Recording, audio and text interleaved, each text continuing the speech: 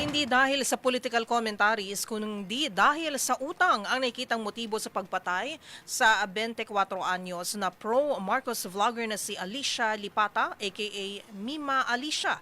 Ayon kay PNP Chief Police General Jose Melencio Nartates Jr., magpartner na negosyante ang natukoy at tinutugis na posibleng utak sa krimen. Nabatid kay Nartates na may utang si Lipata sa dalawang sinasabing mastermind na abot sa 8 million pesos. Una nang naaresto ng Northern Police District sa Mabalacat, Pampanga ang dalawang riding in tandem suspects sa pamamaril sa biktima. Motive, it's